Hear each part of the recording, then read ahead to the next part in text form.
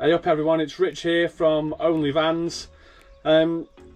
This video today, now that the dust has settled from the chaos that was the motorhome show and the caravan show last week, what I wanted to do was I wanted to just take people through from a newbie's perspective what that first show is like, because it's quite a lot to take in. So what I'm going to do is I'm going to give you a brutally honest, a radically honest view, a no holds barred opinion on what the Caravan and Motorhome Show is really all about.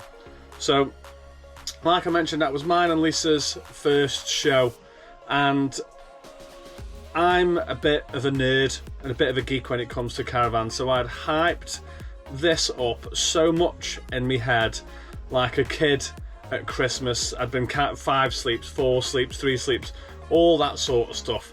It was almost unhealthy at one point, and I think I'd hyped it up to a point in my own head that it was never ever going to be able to live up to the expectations which I'd set it in my own mind, which I understand that's my fault and that's my responsibility.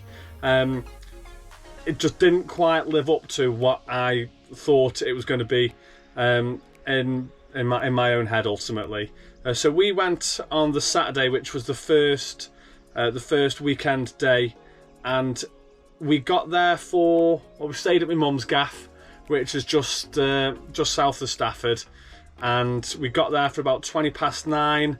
People were queuing up to get in. We weren't even in the first wave to get in. It was incredibly busy. I think someone said 19,000 odd people a day. And people were queuing up to get in caravans and walk through caravans and walk through motorhomes, and I'm not a particularly good person when it comes to patience and stuff like that, so I would have liked to have done more, but out of principle I just didn't want to. And I understand global pandemic and all that sort of stuff, but I just didn't fancy waiting around and waiting queuing up to go in a caravan. One of the things I was looking forward to the most was seeing all the smaller stalls around the outside, and I wanted to see like gadgety stuff, like the sort of stuff that you might see someone do a demo on and you think, wow, where's that been all my life, and you use it once and never use it again. But that was the sort of stuff that I was looking for, like the sort of gadgety stuff, and there wasn't a load of it really. I couldn't believe how big it was. It's across 5 halls.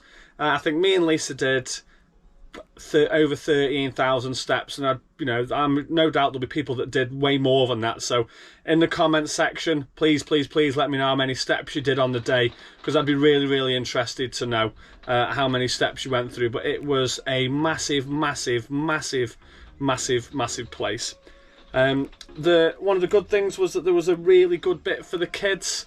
So I can't remember what hall it was, but there was they were doing bingo, and there was a sand pit, and there was a big Connect 4 and a big Helter Skelter, and that was really good. I thought that was really good. If you've got a little Wayne, then that you can see him spend a lot of time there. They would have really enjoyed that. Now I'm not moaning, but I did enjoy it, and that's the weird thing. It was brilliant. It was really good. But like I said, I think because I'd hyped it up so much in my own head, it just it couldn't have matched what my expectations were. And a testament to how much I enjoyed it, we're already booked on to go again in October. We bought? So we only bought one thing whilst we were there. And it was just the sort of thing that I wanted to see. It was a guy on a stall with a hose pipe that goes in a bucket and it's got a brush on the end, and he was just cleaning the window and saw that sort of stuff, and the demo was dead good, and it just buzzed off it, and straight away it was one of the things where I was like, "But just take me money." I thought we really enjoyed that. We nearly bought an Isabella awning. We're probably going to get that awning. It was a Penta Etna, I think is what it is. We saw one of them. It's like 3.5 meters across. It was just unbelievable. Other good stands that we saw. I enjoyed the camera guy, not the camera guy, the cinema guy. That was really, really good. We thoroughly enjoyed that. That was a good one. That guy was a good one. The one with the brush and the cleaning.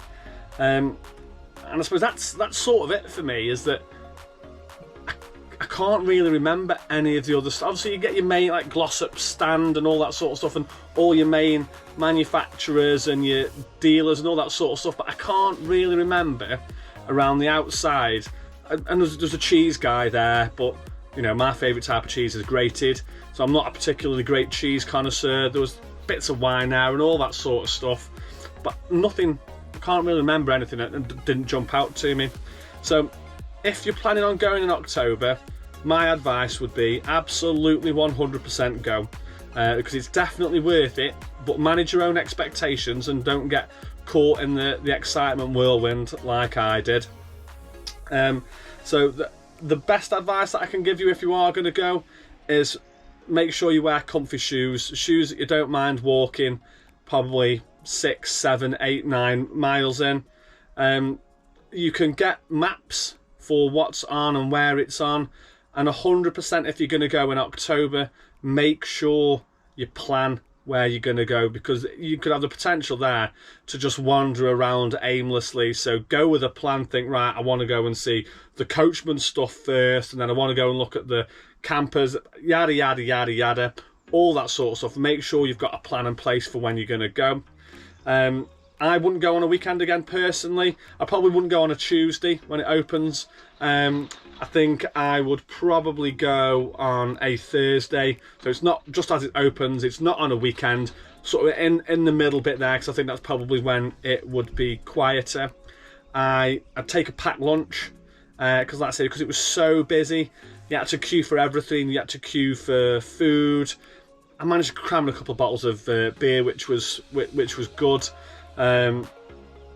There's a lot of the wait times for the toilets, but you can be a little bit sneaky with the toilets. So if you go to some of the far corners where there's toilets and things like that, you can just get straight in. It's around the main parts is where the toilets tend to queue the most.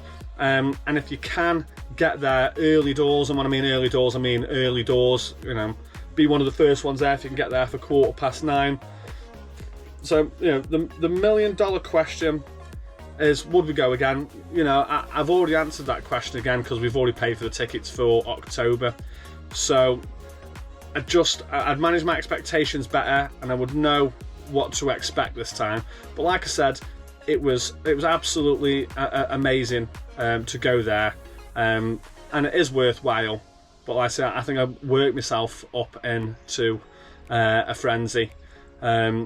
So that was the late winter edition of the Caravan and Motorhome Show.